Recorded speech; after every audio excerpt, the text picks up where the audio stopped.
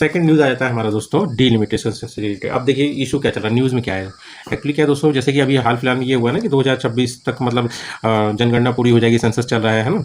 तो मतलब ये साउथ और नॉर्थ में एक अजीब सी मतलब लड़ाई चल रही है। मतलब ये कहा जा रहा है कि अगर मान लीजिए सीट्स अगर वही रही, मतलब सीट नहीं बढ़ाया गया 2026 में, अगर सीट्स नहीं बढ़ाया गया तो ये जान लीजिए नुकसान सबसे ज़्यादा किसका होगा, साउथ इंडिया का होगा, क्योंकि पॉपुलेशन उनकी कम होगी कंपेयर टू नॉर्थ के। अब इसमें नुकसान कैसे होगा दोस्तों, नुकसान ऐसे होगा अगर मान लो सीट नहीं बढ़ाई तो यूपी की पॉपुलेशन ज़्यादा है ना, बिहार की पॉपुलेशन ज़्यादा है, तो इनको ज़्यादा मतलब चाहिए एमपी, है ना, एमपी या एमएलए जो मतलब लेजिस्लेटिव असेंबली वाले होंगे ना, तो वो सीट कहाँ से आएंगी, वो साउथ से कट के इनके पास आएंगी, है ना। तो यही डिस्कशन चल रहा है। और अगर मान लो सीट बढ़ भी गई, सीट अगर बढ़ गई तो पॉपुलेशन के हिसाब से किसके ज़्यादा इंक्रीज़ होगा, वो भी नॉर्थ इंडिया के ही मतलब उनका इंक्रीज़ होगा, है ना। तो यही सब इशू है जो अभी डिस्कशन में चल रहा है। तो हम लोग को मेन थोड़ा सा स्टैटिक पोर्शन का जानना है कि ये है क्या, डीलिमिटेशन है क्या, फर्स्ट टाइम हुआ कब था, किसने किया था, ये चीज़ ज़्यादा जरूरी है एज़ कम्पेयर टू उनके डिस्कशन से, ठीक है। तो हम लोग जान लेते हैं सबसे पहले डीलिमिटेशन होता क्या है दोस्तों। डीलिमिटेशन होता है एक एक्ट या प्रोसेस बोल दीजिए, जिससे क्या है कि मतलब कि किसी टेरिटरी की मतलब किसी पर्टिकुलर रीजन का मतलब बाउंड्री को मतलब लिमिट किया जाता है, ठीक है। फिक्सिंग लिमिट्स और बाउंड्रीज ऑफ टेरिटोरियल कॉन्स्टिट्यूंसी, मतलब कॉन्स्टिट्यूंसी मतलब जहाँ के मतलब अलग अलग मतलब सबका मतलब बनाएगा मतलब रीजन वाइज डिवाइड करने वाला कंट्री में, और प्रोवाइड हैविंग और एक और बात ध्यान रखिएगा दोस्तों, जहाँ पे लेजिस्लेटिव बॉडी है उन्हीं को, ठीक है, मतलब होगी हर किसी को, मतलब जो नहीं है उसको किसी न किसी लेजिस्लेटिव बॉडी वाले में इंक्लूड कर दिया जाएगा, ठीक है। तो आप समझ गए ना, मतलब डीलिमिटेशन इसीलिए किया जाता है, और ये इलेक्शन कमीशन ऑफ इंडिया की मदद के साथ ही होता है, ताकि मतलब डिफाइन कर सके कहाँ पे कितनी सीट्स दी जाएंगी, कितना रीजन होगा, क्या बाउंड्री होगी, ठीक है। और delimitation of Lok Sabha and legislative assembly, जो लोकल बॉडीज़ होती हैं दोस्तों, है ना, जो पंचायत होता है या फिर मतलब म्यूनसिपैलिटी, ये सब लोकल बॉडीज़ होगी ना, इनसे अलग है लोकसभा और लेजिस्लेटिव असेंबली की सीट्स, ठीक। इसको मतलब मिक्सअप ना करिएगा, ठीक। अब डीलिमिटेशन करते कैसे हैं, तो डीलिमिटेशन जो होता है डीलिमिटेशन कमीशन के द्वारा किया जाता है, जो कि किस एक्ट के थ्रू चलता है, डीलिमिटेशन कमीशन एक्ट, जो कब इनेक्ट हुआ था दोस्तों, इनेक्ट हुआ था 1952, इनेक्टेड इन दिस ईयर, ठीक है। अब डीलिमिटेशन कमीशन अपॉइंटेड है, ये ध्यान रखना सबसे इंपॉर्टेंट बात है, डीलिमिटेशन कमीशन अपॉइंट कौन करता है, ठीक है। Delimitation commission is appointed by the president of India and works in collaboration with ECI, election commission of India. ये सबसे इंपॉर्टेंट पॉइंट है कि अपॉइंट जो करते हैं हमारे प्रेसिडेंट साहब करते हैं, और किसके साथ मिलकर करते हैं ये लोग, इलेक्शन कमीशन ऑफ इंडिया, ठीक है।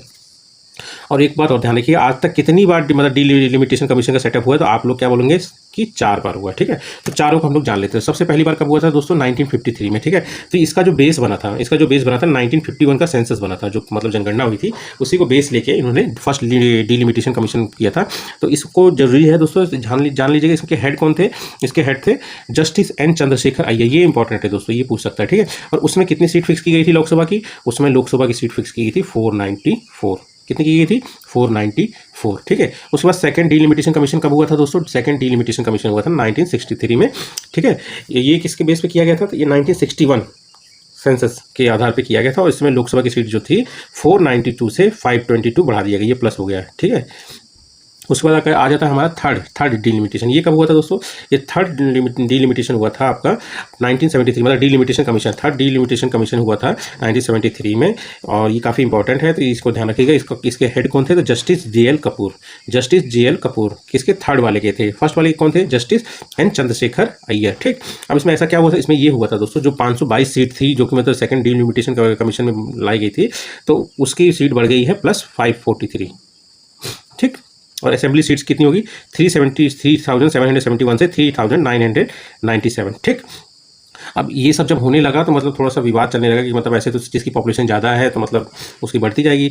तो मतलब इन सब चीज़ों को देखते हुए 42nd से कॉन्स्टिट्यूशनल अमेंडमेंट 1976 आया, ठीक है। और जिसने क्या किया कि इन लिमिटेशन को, डीलिमिटेशन ऑफ कमिटी मतलब कॉन्स्टिट्यूशन जितनी थी उसको फ्रोज कर दिया, ठीक है, लोकसभा और लेजिस्लेटिव असेंबली के लिए, ठीक है। मतलब ये 2001 तक यही फॉलो किया जाएगा, कितना 543 ही इसको मतलब 2001 तक फॉलो किया जाएगा, इसमें फर्दर इंक्रीज नहीं होगा, ठीक है। उसके बाद आता है दोस्तों हमारा फोर्थ डीलिमिटेशन जो लास्ट हुआ था, है ना, 2002 में, 2001 तक के लिए वो मतलब बना दिया गया था, तो 2002 में बनाया गया कि मतलब 2001 का जो सेंसस होगा उस हिसाब से किया जाएगा, ठीक है। तो 2002 में फोर्थ डीलिमिटेशन कमीशन आया, क्योंकि 2001 तक तो मतलब फ्रोज कर दिया था कि नहीं कोई भी मतलब डीलिमिटेशन कमीशन नहीं होगा। तो फोर्थ डीलिमिटेशन कमीशन कब आया, 2002 में आया दोस्तों, और किसके बेस पे था ये, 2001 के सेंसस पे बेस था, ठीक है। और ये इंपॉर्टेंट है इसलिए इसके ध्यान रखना दोस्तों, जस्टिस कुलदीप सिंह इसके मतलब हेड थे, और ये ओनली री एडजस्टमेंट हुआ है, बाउंड्रीज मतलब जो बाउंड्रीज थी उन्हीं का री एडजस्टमेंट हुआ है, कोई भी इंक्रीज सीट्स में नहीं हुआ, ये सबसे इंपॉर्टेंट बात है। लोकसभा या स्टेट लेजिस्लेटिव असेंबली की सीट्स में कोई भी इंक्रीज नहीं हुआ है, सिर्फ और सिर्फ बाउंड्रीज का री एडजस्टमेंट हुआ, ठीक है। और इसी समय दोस्तों एक आया था act 84th constitutional amendment act, ठीक है, 2002 का, ठीक है, इसी समय का, इसने इसको और फर्दर के लिए फ्रोज कर दिया, ठीक है ना। कब तक के लिए? 2026 के लिए। तो इस बार अभी होने वाला है, 2026 आने वाला है ना, तो 2026 में यही सोच रहे हैं कि मतलब क्या होगा, सीट्स बढ़ेगी या घटेगी, पर ठीक है, इसका मतलब नहीं। पहली जो डिलिमिटेशन एक्सरसाइज है दोस्तों 1950 से 51 में कराई गई थी पहले हमारे प्रेसिडेंट के द्वारा, ठीक है। लास्ट जो हुई थी 1976 में कंप्लीट हुई थी, ठीक है। जो हम उसी समय तो एक्ट ला दिया गया था ना 1971 की बेसिस पे, ठीक है। उसके बाद ध्यान लीजिए दोस्तों, संविधान में मतलब जो संविधान है इंडिया का, वो मैंडेट करता है कि लोकसभा सीट्स को हमेशा स्टेट पॉपुलेशन के हिसाब से ही मतलब बढ़ाना या घटाना है, ठीक है। इससे क्या होगा, जब आप पॉपुलेशन बेसिस पे करेंगे तो हर आदमी का वोट क्या होगा, इक्वल होगा, है ना। अब मान लीजिए कि मतलब कॉन्स्टिट्यूंसी किसी में ज़्यादा है और पॉपुलेशन कम है, तो उनकी वेटेज क्या हो जाएगा, वोट का ज़्यादा हो जाएगा।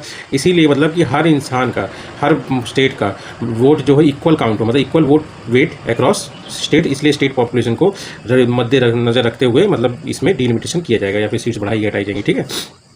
और आर्टिकल 82 क्या कहता है? आर्टिकल 82 दोस्तों पार्लियामेंट को मतलब एम्पावर करता है कि मतलब ये डिलिमिटेशन एक्ट को हर मतलब एवरी सेंसस में कराए, मतलब जब भी जनगणना होती है, ठीक है।